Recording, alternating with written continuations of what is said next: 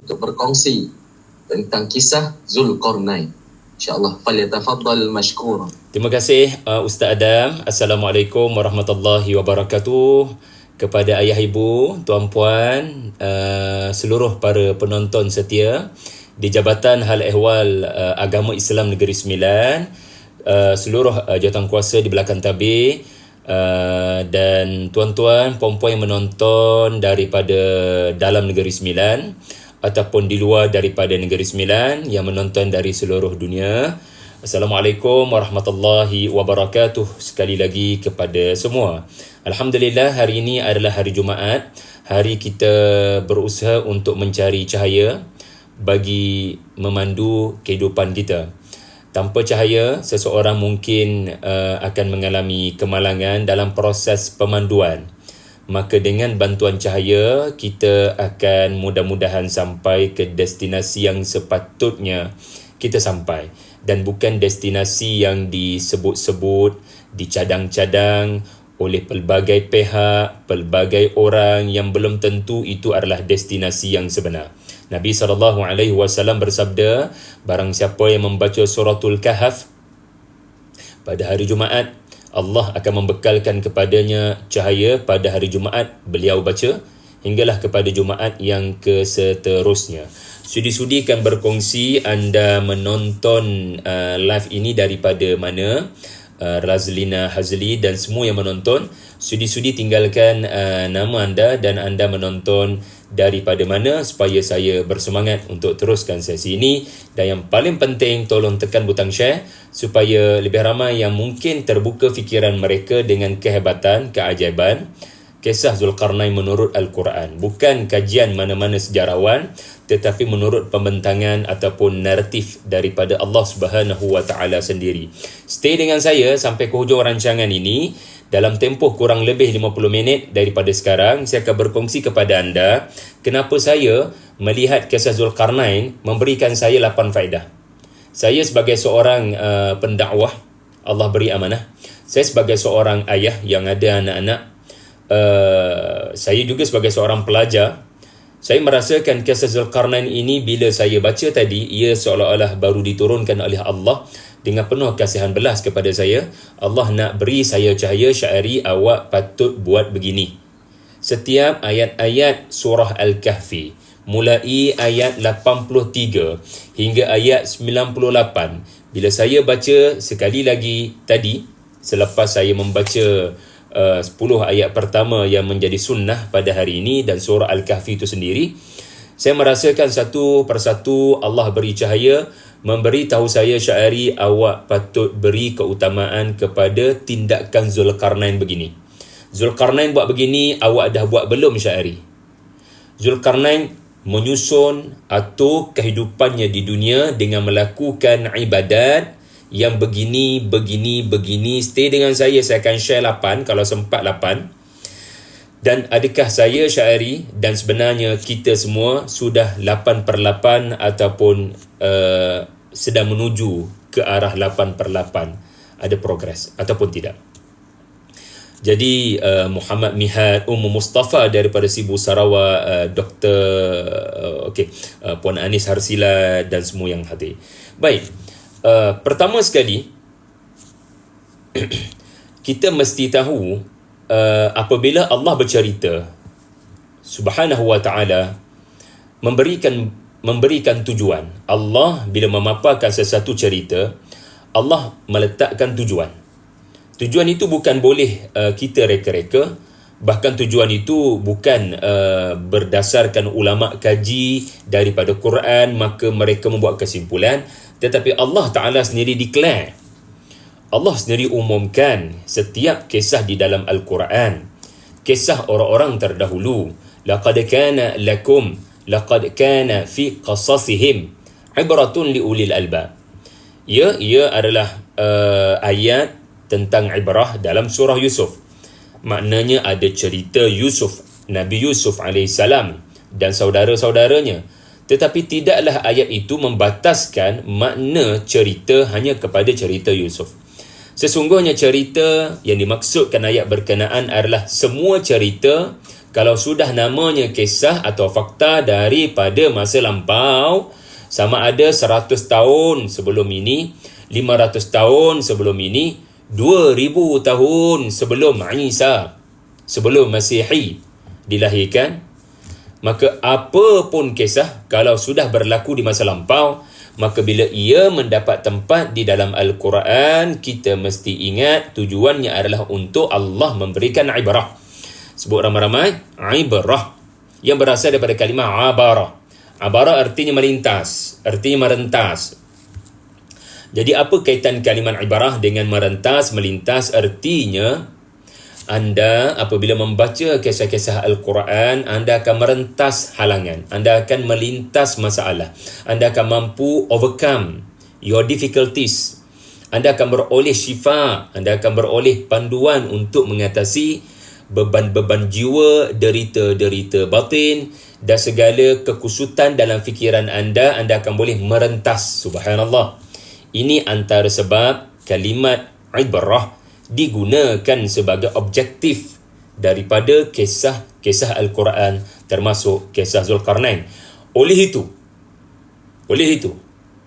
barang siapa membaca kisah Zulkarnain sebagai contoh, dia akan mendapati dirinya beroleh banyak panduan untuk mengatasi pelbagai musibah dalam kehidupan. Dia beroleh bahagia daripada kisah yang Allah paparkan, sehingga dia tidak rasa perlu kepada tahu lebih lanjut Zulkarnain ini tokoh yang bernama siapa sebenarnya, beliau pergi ke negara mana sebenarnya, beliau telah membina tembok untuk menghalang Ya'juj dan Ma'juj di mana tembok itu.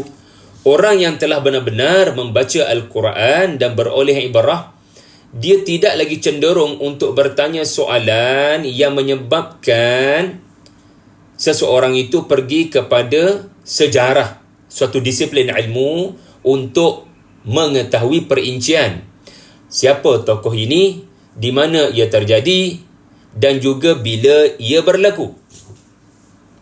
Ini hebatnya Al-Quran, seolah-olah kita sudah sangat kenyang walau ceritanya 10 ayat, walau ceritanya 5 ayat. Ketika ada banyak buku-buku tebal namanya sejarah, ya, yang pastinya seseorang itu akan tenggelam dengan maklumat sejarah, akan jadi obses dengan tokoh berkenaan, akan mengembara ke masa lampau, sehingga terkadang ada risikonya juga seseorang tidak lagi boleh membezakan apa yang realiti, masalah depan mata, dengan apa yang hanya teori dan tantah ada juga mistik dan fantasi. Yang mana maklumat-maklumat itu diada-adakan sebab dia cerita gaib di masa lampau. Kita tak tahu cerita itu betul ke tidak. Tetapi Al-Quran bila bercerita, dia akan mengemukakan yang sahih. Allah akan mengemukakan yang sahih, dan Allah akan mengemukakan kisah itu syarat dengan pengajaran dan teguran, sehingga seseorang itu tidak lagi merasakan perlu berdebat tentang bila tarikh kejadian ini, siapa tokoh ini, bilakah terjadi, berapa orang yang terbabit. Itu faedah yang pertama apabila Allah mengemukakan cerita. Ia memberikan ibrah, dan seolah-olah anda tidak perlu lagi untuk pergi terlalu dalam ke dalam apa yang disebut sebagai sejarah. Tetapi ini hikmah yang kedua. Apabila Allah bercerita, Allah tidak sebut nama, Allah tidak sebut tempat, Allah tidak sebut tarikh di kebanyakan kisah-kisah Quran lah. Di kebanyakan kisah-kisah Quran, bukan semua. Maka antara hikmahnya juga, Allah nak menggalakkan kita musafir. Kisah Zulkarnain, kisah musafir ke barat, kisah musafir ke timur. Kisah tu sendiri dipaparkan untuk menggalakkan kita musafir bagi mengkaji sejarah. Tidak sedikit para ulama seperti Al-Imam Tabari yang juga merupakan seorang sejarawan, ya, Tarikhul Muluk wal Umam contohnya. Al-Hafiz Ibnu Kathir seorang ahli tafsir, kaji kisah Zulkarnain. Tetapi bila dia kaji kisah ini, sebagaimana pengkaji-pengkaji kisah Al-Quran pasti berniat dalam hati untuk travel satu hari nanti. Quran tak sebut detail tentang tembok ini, tapi ada dengar kata orang balik dari Armenia ke, daripada Caucasus ke, yang ambil gambar yang menunjukkan ada gunung-gunung yang macam pelik sedikit, macam ada unsur bukan semula jadi. Ni macam menarik lah. Rasa nak kena pergi ni tempat ni. Jadi seseorang itu boleh bermusafir, mengambil banyak pelajaran sepanjang musafir dan menambah iman kalau-kalau apa yang bakal disaksikan itu selari dengan fakta yang disebut oleh Al-Quran. Dia akan bertambah iman. Jadi 2 faedah, boleh catat semua. Pertama sekali, kisah Quran akan memberikan saya ibrah, merentas masalah. Saya boleh mengatasi masalah. Tetapi pada masa yang sama, kisah Al-Quran juga menggalakkan kita untuk musafir bagi tujuan mengkaji dan menambah iman. Bila Allah tak sebut detail, that's mean awak kena cari jawapan. Tetapi kena ingat, itu objektif secondary. Ini yang saya sebut nombor 1 sebagai primary. Baik, rakan-rakan, tuan-puan yang menonton, Puan Azizah Aling, kita punya lawyer ada di sini, subhanallah. Ustaz Qahar pun ada. Rindu kepada Ustaz yang sedang berada di Port Dickson, Jasni Ajom dan semualah yang ada. Kita pergi kepada 8 yang saya nak kongsi. Tapi sebelum saya kongsi 8 itu, saya mesti bayangkan ada ayah ibu yang mungkin kali pertama mendengar kisah Zulkarnain dalam Al-Quran.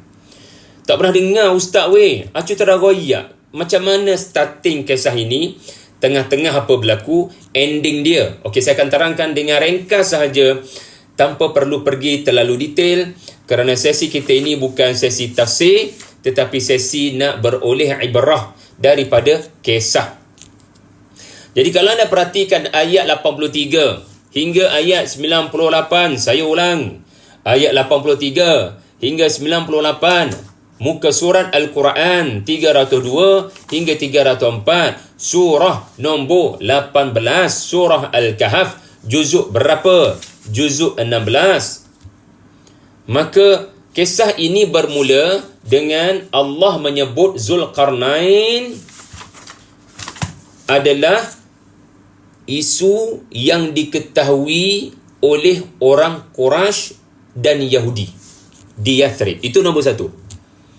Allah memulakan kisah Zulkarnain dengan Allah nak bagi tahu depa ni ada maklumat tentang Zulkarnain. Wow, tahu kat mana wahai Quraisy? Rupanya Quraisy tahu daripada Yahudi di Yathrib.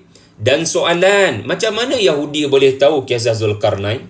Ini menunjukkan tokoh yang bernama Zulkarnain ini ada dalam literasi orang-orang Yahudi.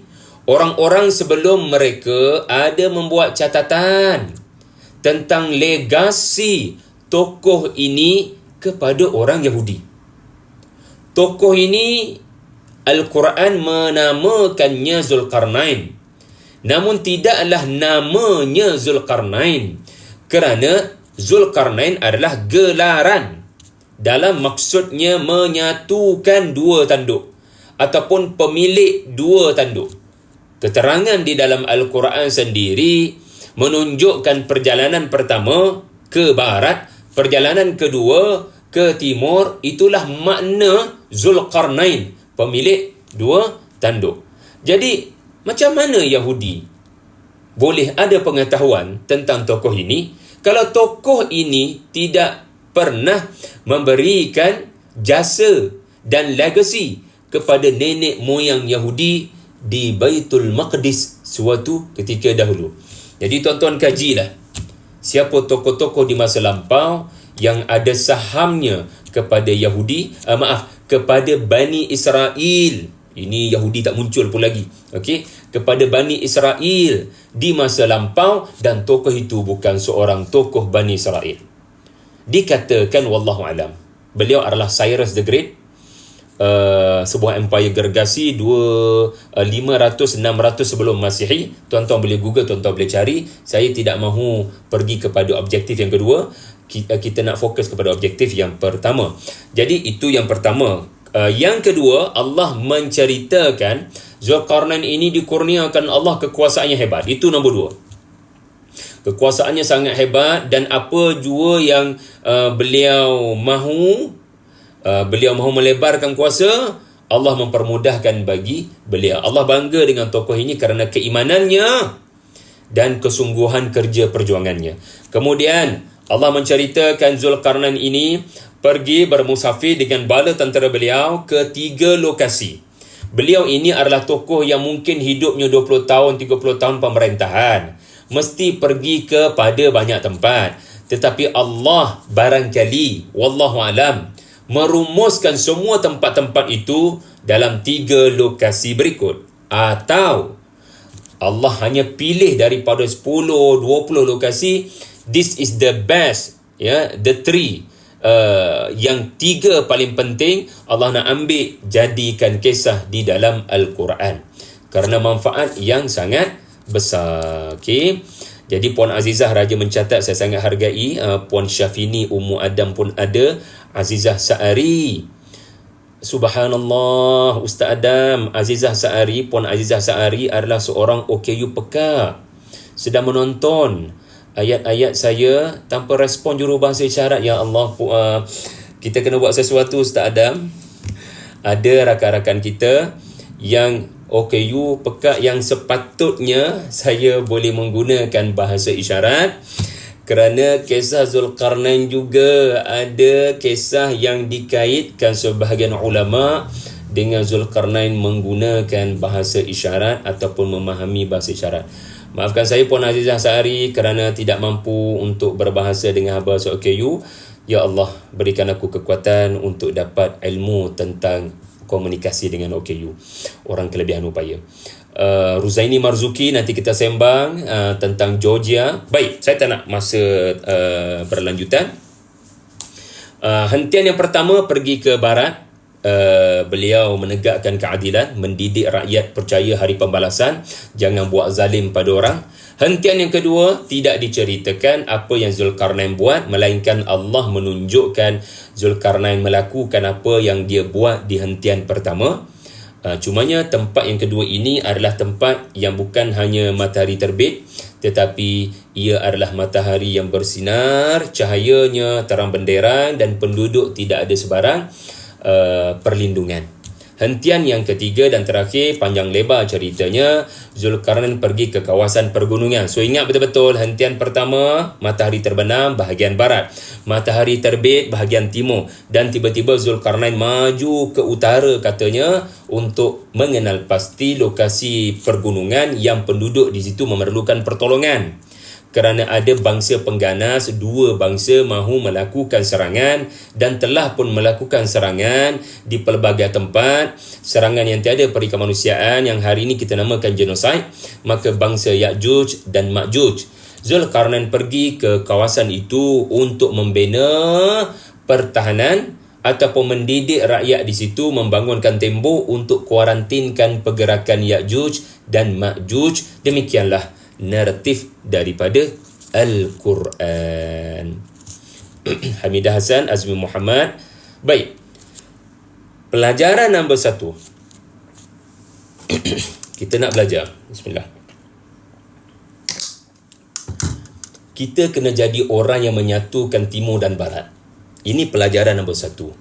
Kita kena jadi orang yang mendamaikan 2 pihak yang bertelagah.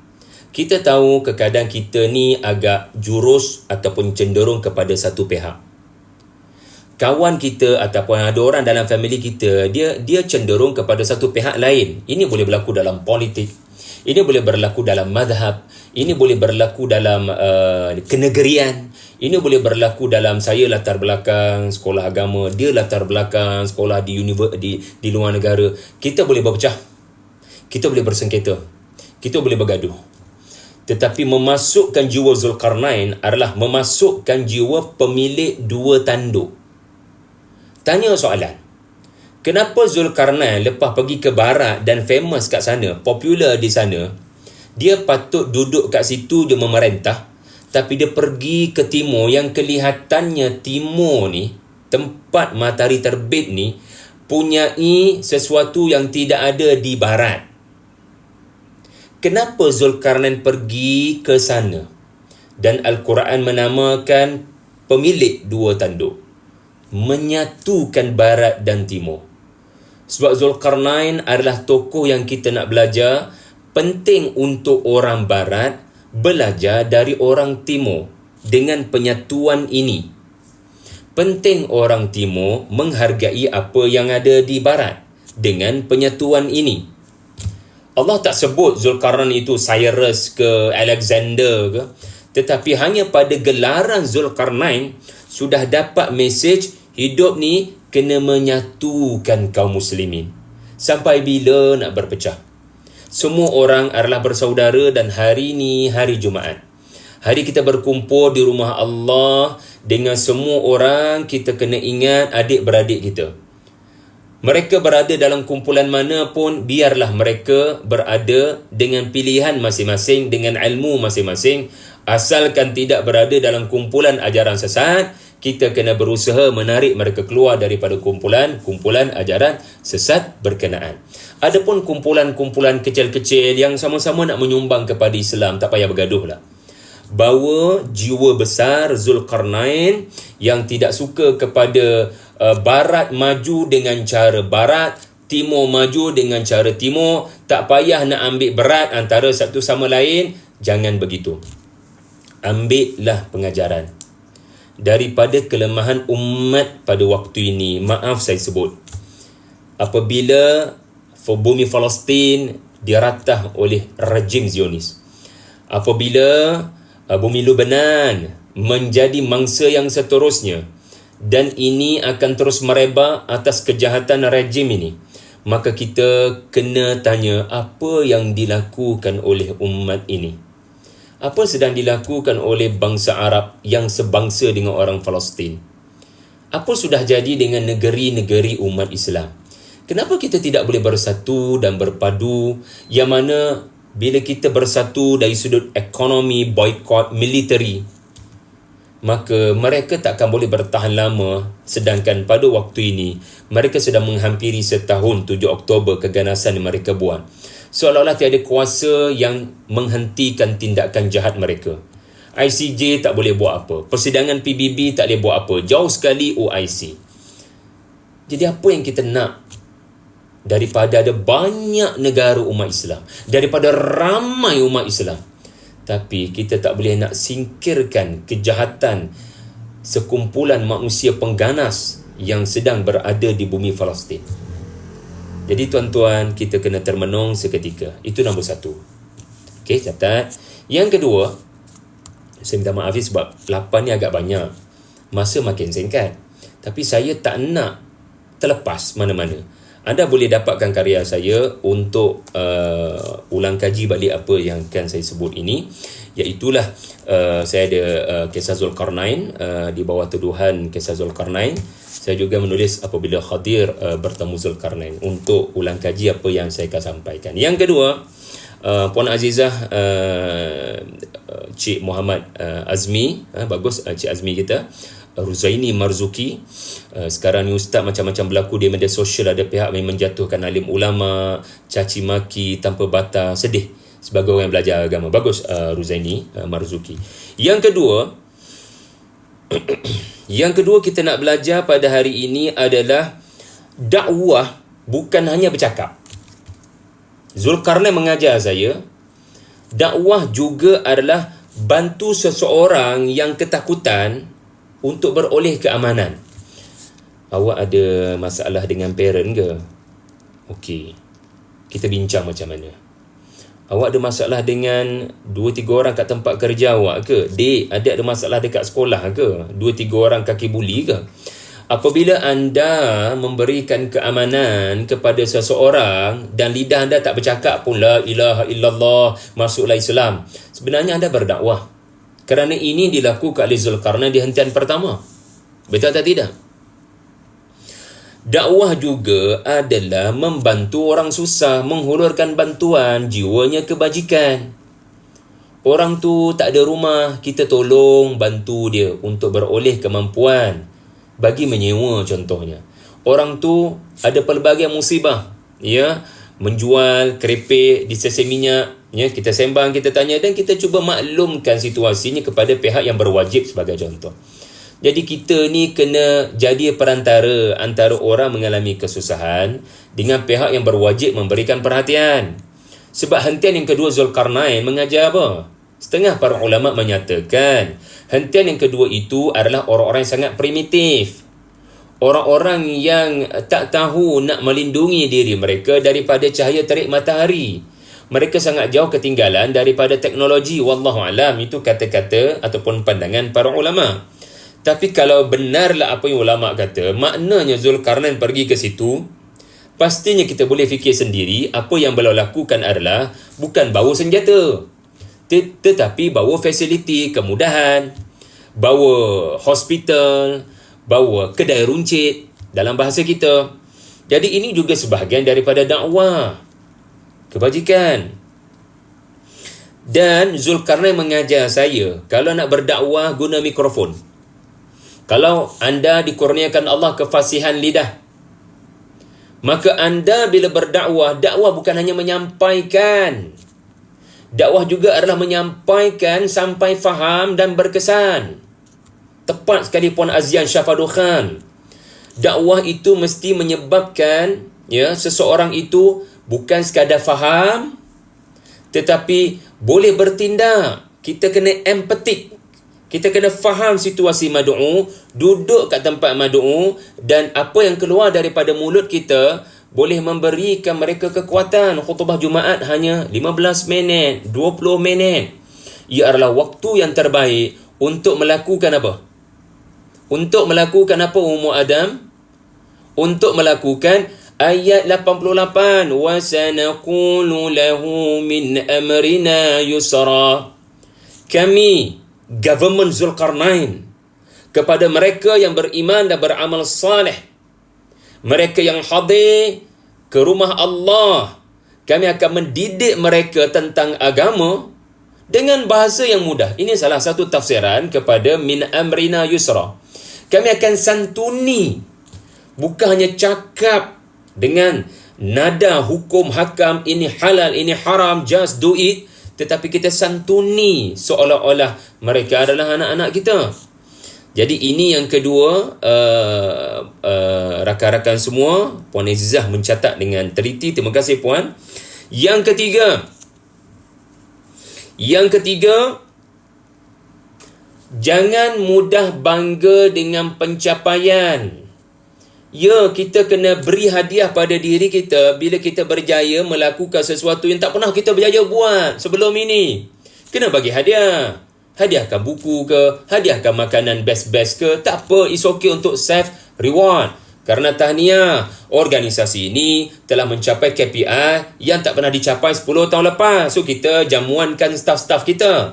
No problem untuk beri tahu anda telah berjaya mencapai prestasi yang terbaik. Tahniah. Tetapi hati kita jangan mudah berpuas hati. Wala tamnun tastakthir. Jangan merasakan saya dah banyak sumbangan dah, saya rasa saya nak rehat, saya rasa saya nak bersara daripada perjuangan ini. Saya rasa tiba masanya saya bercuti untuk satu tempoh yang lama. Jangan kata perjuangan ini ada noktah selagi nyawa dikandung badan. Dan selalu fikir saya mesti buat lebih baik daripada semalam. Ini makna ahsanu amala yang disebut di permulaan surah Al-Kahf. Liyabluwakum ayyukum ahsanu amala. Antara tafsirannya adalah saya tidak buat yang terbaik semalam. Hari ini Allah beri saya nyawa, saya mesti melakukan lebih baik daripada semalam. Saya kena cari orang yang belum dapat manfaat daripada saya. Saya mesti cari asnaf yang baru yang perlukan kepada kelebihan yang Allah kurniakan kepada saya. Poin yang ketiga ini kerana Zulkarnain. Namanya bukan Zulkarni. Namanya adalah Zulkarnain. bukan pemilik satu tanduk, tetapi dia berusaha untuk melebar luaskan kekuasaannya. Yang Allah beritahu kekuasaan Zulkarnain bukan hanya kekuasaan ketenteraan, bukan hanya kekuasaan politik dan pedang, tetapi hentian yang pertama mengajar kita dasar pemerintahan Zulkarnain adalah keadilan yang diperlukan oleh seluruh manusia. Hari ini kejahatan rejim, mana polis yang mencegah kejahatan ini?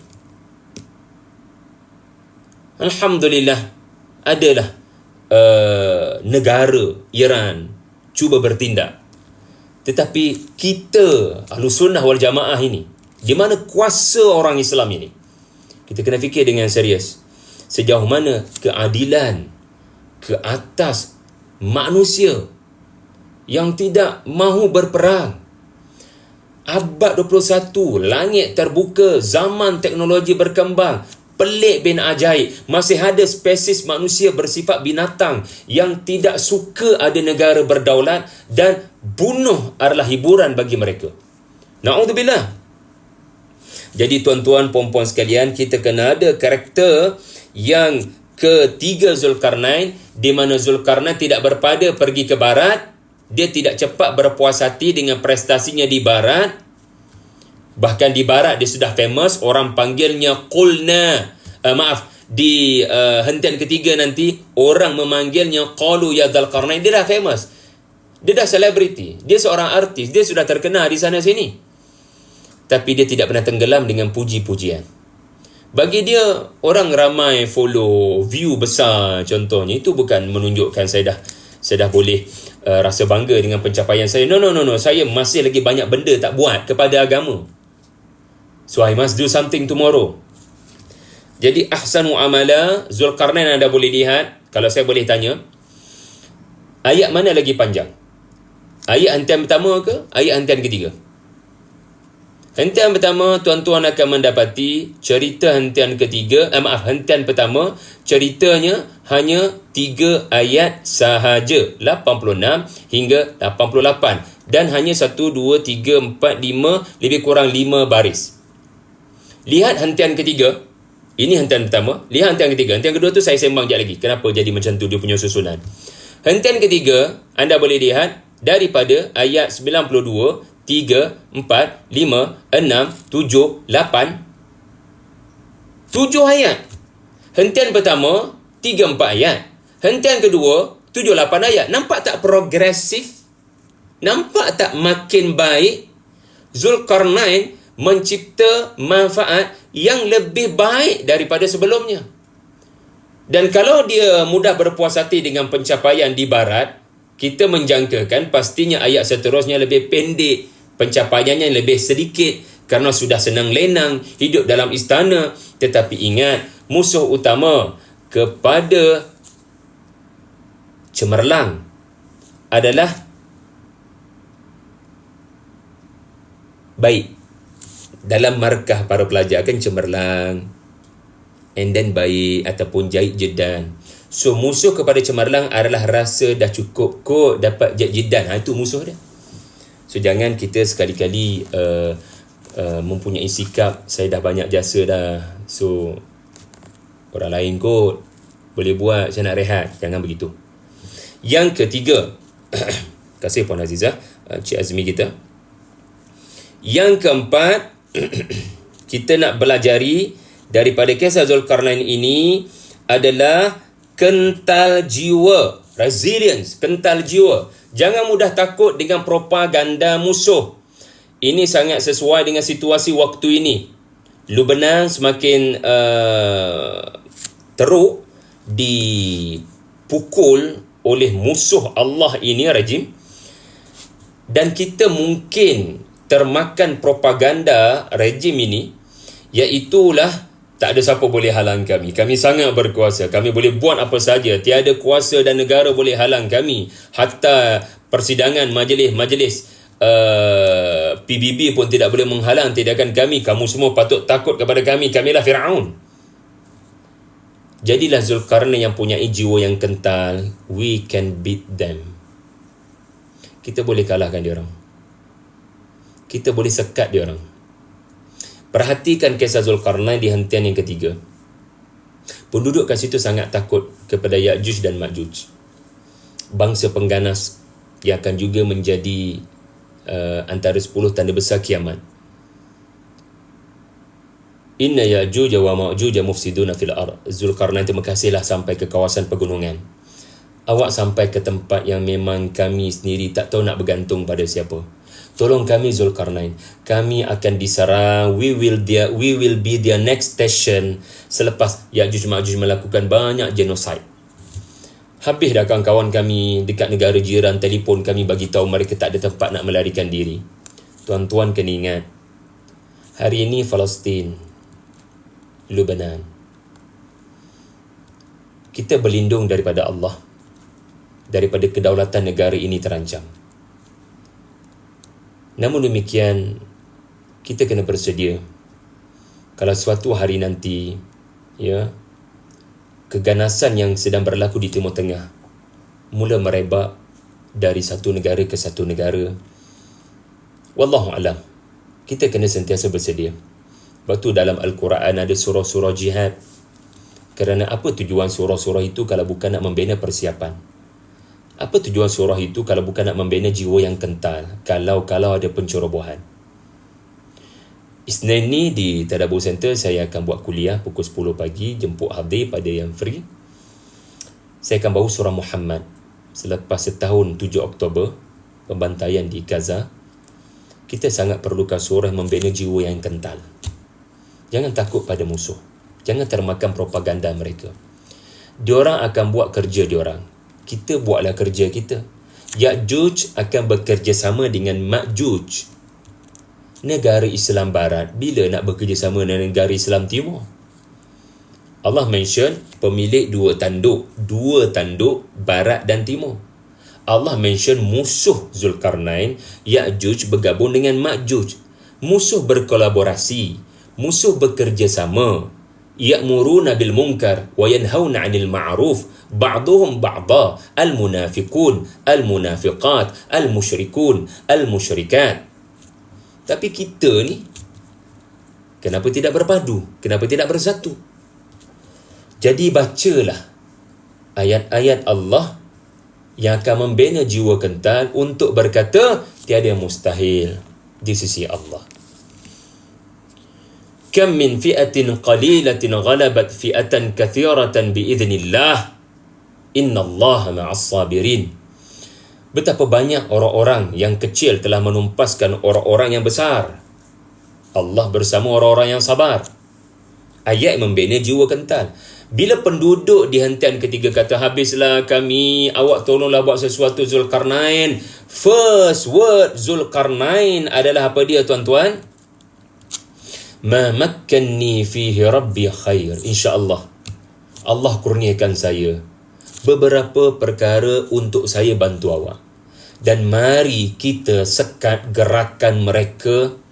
Kita kalau tidak boleh membunuh mereka, kita sekat pergerakan mereka agar dunia menjadi aman daripada kejahatan rejim ini. Subhanallah, Zulkarnain memberitahu penduduk kat sini, berhenti rasa takut. Takut itu fitrah. Kita tak boleh buang rasa takut. Tetapi tolong jelmakan ketakutan itu dalam gerak kerja yang realistik. Kalau awak takut tapi awak didn't do anything, oh, I see, just nampak saja kejahatan dan tidak membina pertahanan, sampai bila kita nak menyelamatkan negeri ini daripada bahaya yang nak datang? Sediakan payung sebelum hujan. Okey, terima kasih pada rakan-rakan semua yang mencatat. Yang keempat.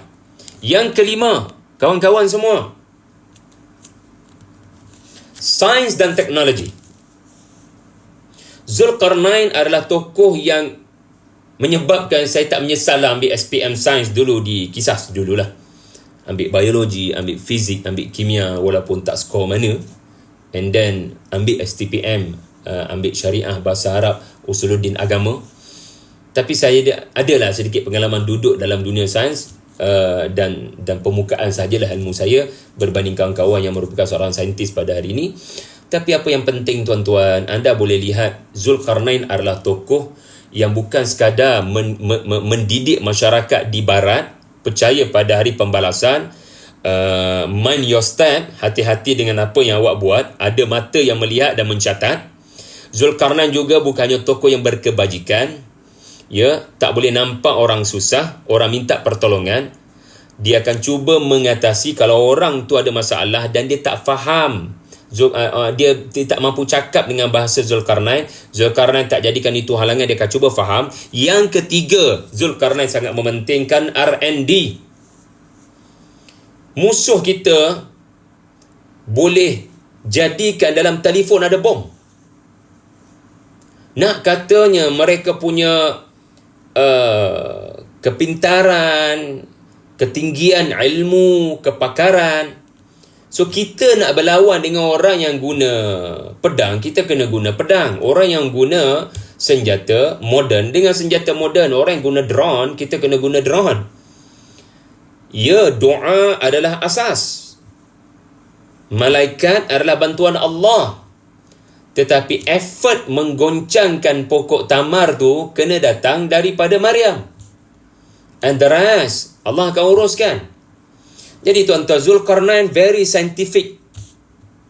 Dia mengatakan kepada penduduk cara untuk, ini pertama sekali sains ketenteraan. Kalau kita tak boleh kalahkan diorang, kita delaykan pergerakan diorang. Strategi yang juga digunakan di Khandaq. So mereka membina tembok, dan tembok ini pula dibina dengan sangat teliti. Ya, bukan Abu yang teliti tu. Okey. Pembinaan tembok ini berlaku dengan sangat teliti. Satu persatu follow SOP. Zulkarnain memberikan arahan kepada penduduk yang bahasa mereka pun bukan bahasa Zulkarnain. Seorang pemimpin luar, pemimpin asing, baik hati nak membantu negeri ini. Subhanallah, Zulkarnain menjadi supervisor yang begitu baik. Atuni zubur al-hadid hatta idza sawa baina as-sadafain qala anfukhu. Anda bacalah tuan-tuan terjemahan ayat tu, anda boleh baca tafsiran ayat itu bagi menggambarkan sistematik, sangat sistematik. Dan Zulkarnain akhirnya berjaya menggunakan tenaga penduduk untuk menghasilkan tembok yang bukan hanya tinggi dan licin, tetapi menyebabkan kita semua kena terima kasih kerana penduduk ini telah berjasa kuarantinkan Ya'juj dan Ma'juj daripada melebar luaskan kerosakan. Sehinggalah Allah akan izinkan mereka untuk keluar.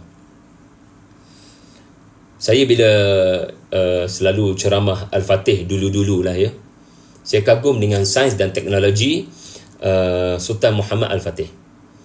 Tapi bila saya baca sepatah sahaja ayat 96 ni, saya rasa nilai yang ada kepada Muhammad Al-Fatih itu adalah nilai Al-Quran. Kalau kita betul-betul follow surah Al-Kahfi, kita automatik akan jadi seperti Muhammad Al-Fatih. Beliau kaji dengan mendalam Konstantinopel. Beliau kuasai banyak bahasa termasuk bahasa Greco-Roma. Beliau menghasilkan strategi perang yang brilian. Beliau menghasilkan meriam Greek fire, meriam Turkish fire ataupun meriam basilika itu dengan sangat luar biasa. Kemenangan 1453 adalah kemenangan sains dan teknologi. Ini orang barat kata. Orang barat kata kemenangan 1453 Ottoman ke atas Konstantinopel adalah Renaissance. So Eropah belajar daripada kesilapan mereka. Ya, ini yang kelima. Yang keenam, ayah ibu, tuan-puan sekalian, kita nak belajar daripada Zulkarnain adalah bahasa asing. Syahri, awak kena cuba sedaya upaya belajar bercakap dalam bahasa Inggeris. Awak kena belajar ambil motivasi daripada ulama-ulama tafsir yang boleh bercakap banyak bahasa. Kerana kita kena ingat, dakwah ini kena merebak. Dan apabila ia merebak, akan ada penduduk di satu tempat nak bertanya soalan yang mereka hanya lebih selesa bertanya dalam bahasa mereka. Ini bukan sekadar soal bahasa, ini juga adalah cara berfikir. Pendakwah bukan hanya kena kuasai banyak bahasa, pendakwah kena kuasai banyak cara fikir. Maksud cara fikir adalah budak-budak muda, adik-adik saya yang hadir ini, anak-anak kita ini, mereka ada cara berfikir tidak sama dengan orang tua. Orang yang duduk di bandar, mereka ada bahasa yang berbeza dengan orang yang duduk di kampung. Orang duduk di utara barangkali tidak sama dengan orang duduk di selatan. Masing-masing kita ada bahasa yang tersendiri. Pendakwah kena versatile. Pendakwah kena ada unsur rahmatan lil alamin. Unsur yang mana Nabi SAW ada sahabat bukan hanya orang Arab. Nabi boleh menyantuni Salman daripada Parsi, Suhaib daripada Roman, dan juga Bilal daripada Habsyi. Subhanallah. Zulkarnain, Allah sendiri merekodkan beliau telah sampai di tempat yang penduduk kat situ hampir-hampir tak dapat difahami bahasa mereka. Hatta idza balagha baina as-saddain wajada min dunihima qauman la yakaduna yafqahuna qawla. Apa sebab Allah mention kaum kat situ? Bahasa mereka bertutur nyaris tidak dapat difahami oleh sesiapa. Pertama sekali, ia menunjukkan mereka sangat isolated, sangat jauh daripada empire Zulkarnain. Tapi Zulkarnain berjaya sampai. Pada masa yang sama, nak ajar kita ini supaya menghargai bahasa asing. Dakwah kena merebak. Mempersiapkan diri anda agar idea dan ilmu anda dapat dimanfaatkan oleh orang-orang di Eropah, orang-orang international. Okey, itu yang keenam, la yakaduna yafqahuna qawla. Yang ketujuh, jangan terpedaya dengan pengikut yang ramai. Jangan terpedaya dengan pengikut yang ramai. Jangan ada rasa bangga followers kita besar. Jangan rasa seronok sangat bila view banyak. Sebab Zulkarnain mengajar kita, apabila rakyat di hentian yang ketiga memuji-muji beliau kerana berjaya membina tembok yang menghalang Ya'juj Ma'juj bermaharajalela, Zulkarnain terus cepat-cepat ingat Allah dan menyuruh masyarakat followersnya untuk ingat Allah. Awak jangan puji saya sangat. Saya tak boleh buat tembok ini kalau idea tidak datang daripada Allah. Kudrat tubuh saya boleh datang kemari, kerja Allah. Saya boleh bagi arahan one by one dan boleh faham bahasa kamu, ini semua kerja Allah. I am nothing without Allah. Qala hadha rahmatun min Rabbi. Hadha rahmatun min Rabbi. Cakap macam tu. Saya ni tak ada apa. Semuanya belah kasihan Allah pada saya. Kalau Allah tak bagi aku, tak ada nak bercakap. Ataupun ambil ucapan Nabi Sulaiman alaihi salam. Bila Allah kurniakan pelbagai kelebihan, seperti boleh memindahkan sesuatu dengan pantas, boleh cepat dapat apa yang kita mahu, ya, maka kita kena kata hadza min fadli rabbi liyabluwani aashkuru am akfur. Ini adalah kelebihan yang Allah beri pada saya, bukan kelebihan saya. Hadza min fadli rabbi, bukan fadli Rabbi. Dan bila dia beri kepada saya satu kelebihan, pada pemberian itu ada ujian. Ada ujian. Dan ini yang ke-8. Ini yang ke-8. Nikmat adalah hujan besar. Zulkarnain lulus ujian ini, Allah bangga dengan beliau. Tuan-tuan akan mendapati Allah menyebut berkali-kali sababan. Allah sebut berkali-kali sababan. Allah sebut sababan 84, Allah sebut sababan ayat 89, Allah sebut sababan ayat 86, 89, Allah sebut sababan ayat 92. Fa'atba'a sababa, thumma atba'a sababa, thumma atba'a sababa. Allah akan sebut Zulkarnain ikut sabab, and then Allah cerita apa yang dia buat di satu tempat. Kemudian Allah sebut sekali lagi Zulkarnain follow sabab. And then Allah cerita dia berada di tempat baru dan dia buat something. Kemudian Allah sebut Zulkarnain follow sabab. And then Allah cerita lokasi baru Zulkarnain ada dan dia buat legacy tertentu di situ. So apa makna sababan? Apa makna inna makanna lahu fil ardi wa atainahu min kulli syai'in sababan? Kami beri kepada Zulkarnain apa sahaja yang dia minta untuk kerajaannya, dan kami beri sebab kami mendapati dia pandai guna nikmat kami untuk manfaat dunia. Allah akan mustajabkan doa mereka yang mahukan sesuatu nikmat yang akan memberi manfaat pada ramai orang. Kita sakit nak sihat, tapi apa nak buat bila sihat? Kita miskin nak kaya, apa nak buat bila kaya? Kita jahil nak ilmu, apa nak buat bila ada ilmu? Kita tak ada anak, nak anak, apa nak buat bila ada anak? So mintalah sesuatu daripada Allah yang bila Allah bagi, kita tahu ini ujian, dan cara nak lulus ujian ini adalah fa'atba'a sababa. Kita follow nikmat ini dengan membawanya kepada orang lain. Allah kurniakan kamu keadilan, wahai Zulkarnain, maka Zulkarnain menyebarkan keadilan di hentian pertama. Allah kurniakan kamu kemudahan, wahai Zulkarnain, maka Zulkarnain menyebarkan kemudahan itu di hentian yang kedua. Allah kurniakan kamu PhD, kemahiran dalam kejuruteraan seni bina, Zulkarnain empower penduduk ketiga dengan kemahiran seni bina kejuruteraan. Wow. Jadi tuan-tuan, puan-puan sekalian, alhamdulillah, saya telah selesai membentangkan 8 pengajaran daripada cerita Zulkarnain. Kepada rakan-rakan yang baru masuk, ya, saya ulang semula hasil apa yang telah saya nyatakan. Pertama, kita telah jelaskan kepada anda 2 tujuan kisah Quran. Pertama, untuk anda mengatasi masalah jiwa ataupun masalah yang bermain dalam fikiran anda. Yang kedua, untuk membantu anda bermotivasi bermusafir, mencari di mana berlakunya lokasi-lokasi ini. Okey. Kemudian kita juga telah jelaskan kepada anda kronologi sepintas lalu cerita Zulkarnain dalam Quran. Dan yang pertama, menyatukan. Kita kena didik anak-anak kita untuk ada jiwa silaturahim, menyatu padukan. Jangan jiwa memecah belahkan orang. Jiwa barat dan timur kena bergabung. Yang kedua, kita belajar tentang dakwah ini bukan hanya bercakap, tetapi kebajikan, beri keamanan. Yang ketiga, jangan mudah puas hati dengan pencapaian. Ini ahsanu amala. Yang keempat, jiwa kena kental, jangan mudah takut pada musuh. Okey, kena ada sifat kita boleh mengalahkan mereka kalau kita buat kerja kita. Yang kelima, sains, teknologi, R&D, jadilah pakar dalam bidang masing-masing. Dan yang keenam, kuasai bahasa lain selain daripada bahasa Melayu kita, supaya lebih ramai orang mendapat manfaat daripada Malaysia, Nusantara, ulama-ulama yang ada di sini.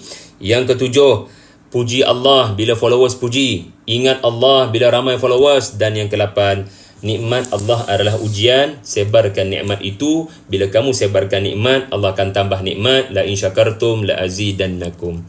Terima kasih kepada semua. Saya gembira Puan Azizah mencatat, Puan Syafini mencatat, Ija Ambrose dan rakan-rakan yang menonton. Barakallahu fikum. Assalamualaikum warahmatullahi wabarakatuh.